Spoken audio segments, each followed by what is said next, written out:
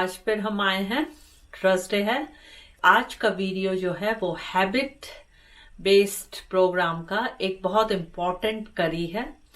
जब भी हम हैबिट बेस्ड प्रोग्राम जब मैं रन करती हूँ कहीं भी अपने क्लाइंट के साथ, तो मैं उसमें कोशिश जरूर करती हूँ कि वो अंडरस्टैंडिंग हो। अगर हमको कहा जाए कि टेबल, मान लीजिए आपके पास एक टेबल है, टेबल को मैं बोलूंगी कि आप इसको सेंटर में कर दीजिए, तो कुछ लोग होते हैं चुपचाप उठा के उसको सेंटर में कर देंगे।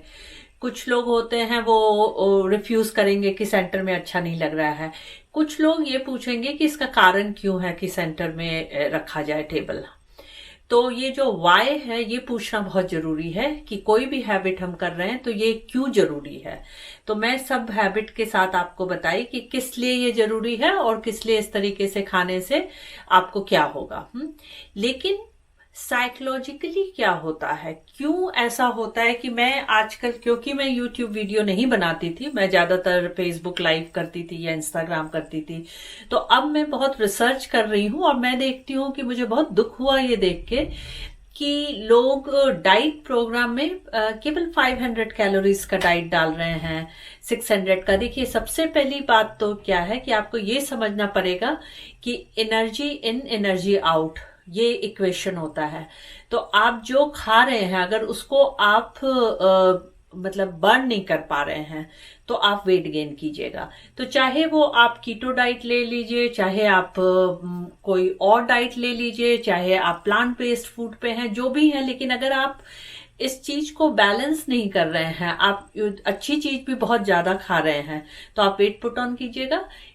अच्छी चीज आप बहुत कम खा रहे हैं तो आप वेट जरूर लूज कीजिएगा, पर इसका जो इफेक्ट होगा आपके लिए वो बहुत अच्छा नहीं होता है। बिकॉज लॉन्ग टर्म इफेक्ट, जब बॉडी को एक प्रॉपर न्यूट्रिशन नहीं मिलता है तो लॉन्ग टर्म इफेक्ट उसका बहुत अच्छा नहीं होता है।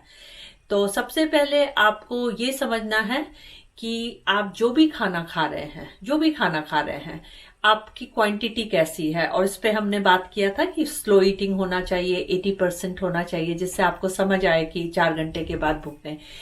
चलिए, ये एक, और ये मैं इसलिए ये वीडियो की क्योंकि जब मैं रिसर्च कर रही हूं तो मैं देख रही हूँ बहुत से ऐसे वीडियो हैं जहां पे अगर कोई वेट लॉस के लिए जा रहा है तो उसको बहुत से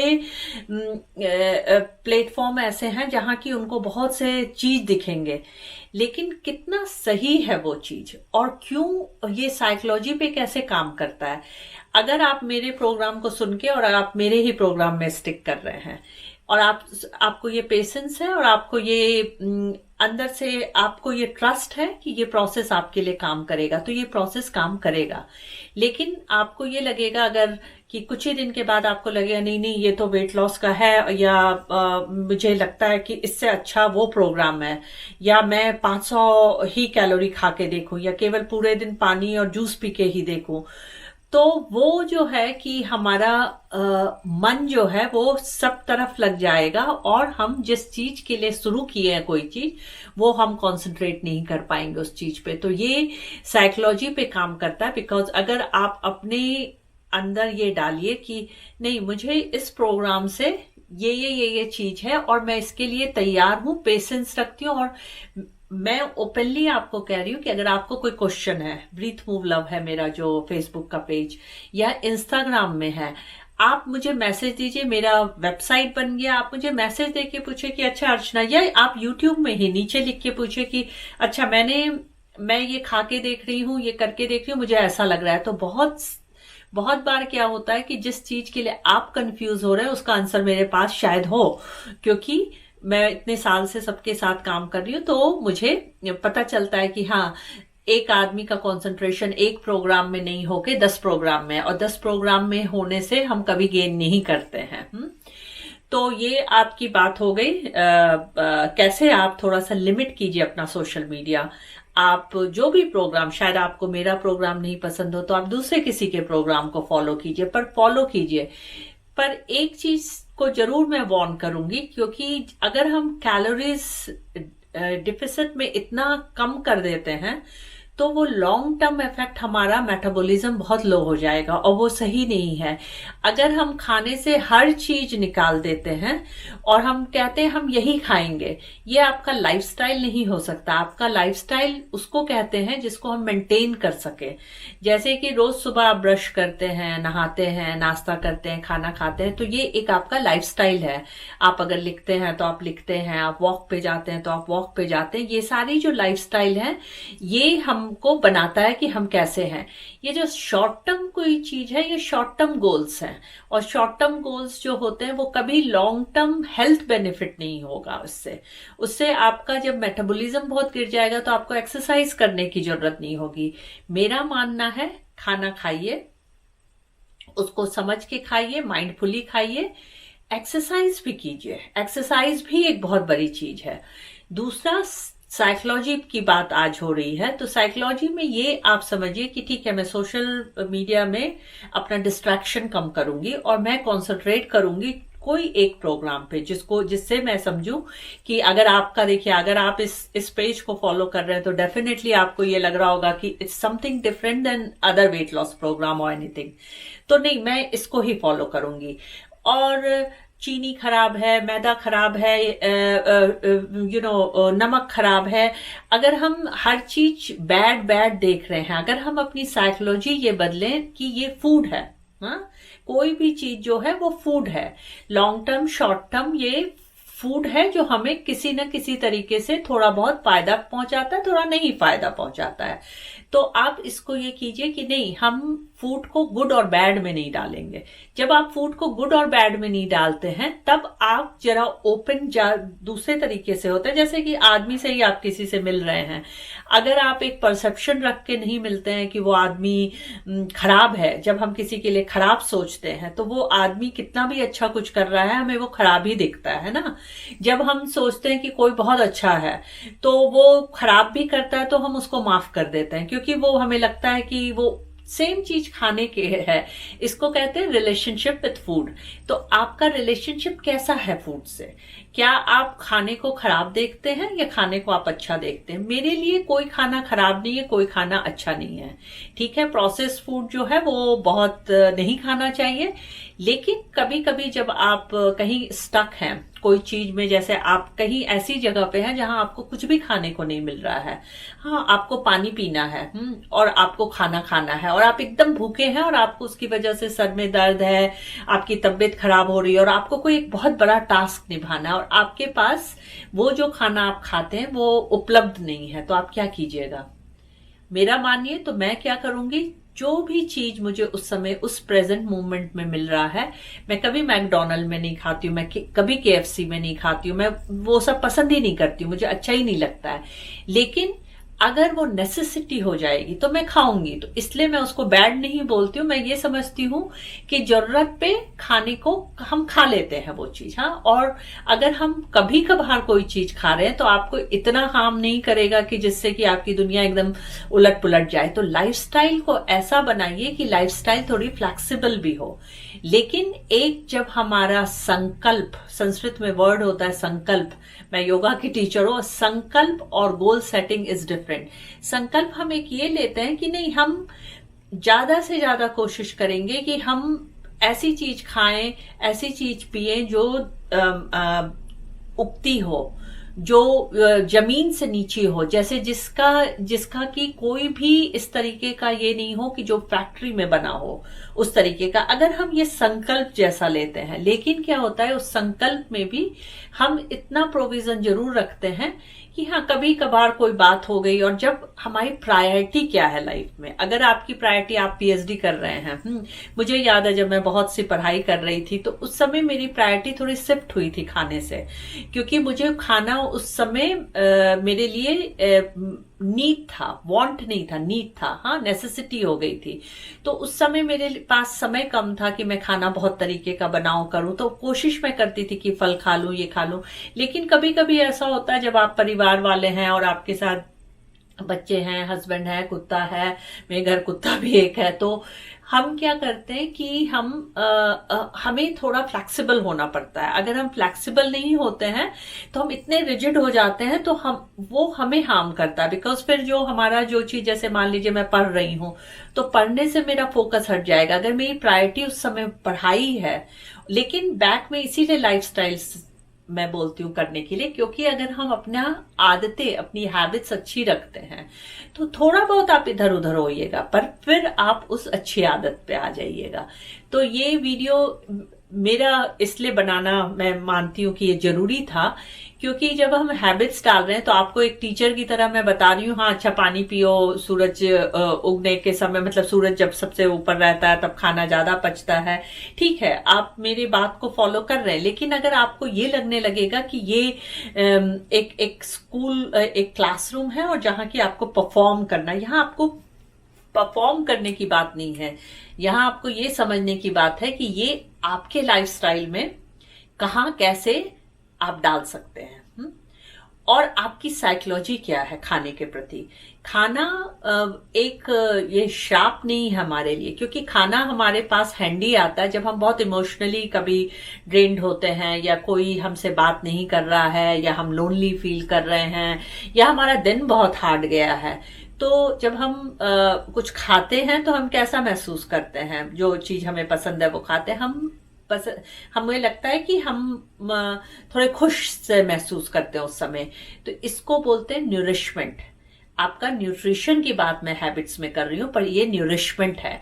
कभी कभी आपके को अपनी माँ के हाथ का खाना जो आपने बचपन में खाया वो आप खाती हैं, चाहे वो पूरी सब्जी ही हो या कुछ इस तरीके की जो कि बहुत लाइफस्टाइल में हम नहीं डालते हैं, पर वो खाने से आपको एक महसूस होता है कि you belong, you are loved. हाँ, ये भी बहुत इंपॉर्टेंट चीज है। अगर हम इस सब चीज को हटाते चले जाएंगे तो हमारा जो लाइफस्टाइल है वो बहुत रिजिड सा हो जाएगा, और हमारा जो आउटलुक होगा, हम रिलेशनशिप विद फूड में ये बताते हैं कि जब हम जो दिखते हैं और हम जो महसूस करते हैं, वो आधा से ज्यादा हम कैसे वर्ल्ड को डाइजेस्ट कर रहे हैं, world around us, how we are digesting their thing, that shows inside us. तो आपको ये समझना है कि कोई अगर आपके आगे बहुत अनहेल्दी ईटिंग उसकी है, हाँ, तो आप मत जज कीजिए उसको, क्योंकि वो उसकी चॉइस है, आपकी चॉइस नहीं है। हाँ, तो आप अपनी चॉइस पे ध्यान दीजिए, बशर्ते कि आप ये देखिए कि पूरी दुनिया को आप बदल दीजिएगा, क्योंकि बदलाव तभी आता है जब आप अपने अंदर बदलाव लाइएगा। तो मैं जब शुरू की थी पर्सनल ट्रेनिंग, और तब मुझे ये बहुत लगता था कि मेरे हर फ्रेंड जो हैं वो अच्छा खाएं इस तरीके से, क्योंकि देखिए मोटिव कोई गलत नहीं होता है, पर वो करने से आपको बहुत तरीके का आप हर्ट फील करते हैं, आपको ये लगता है कि अच्छा ऐसा वो क्यों नहीं कर रहा, ये नहीं। आपको अपने ऊपर पहले ध्यान देना है कि मैं कैसे खाऊं, और अगर आपके छोटे बच्चे हैं तो आप जैसा खाइएगा, जैसा बनाइएगा, धीरे धीरे वो भी सीखेंगे कि नहीं, ये खाने से मुझे अच्छा महसूस होता है, ये खाने से मुझे अच्छा महसूस नहीं होता है।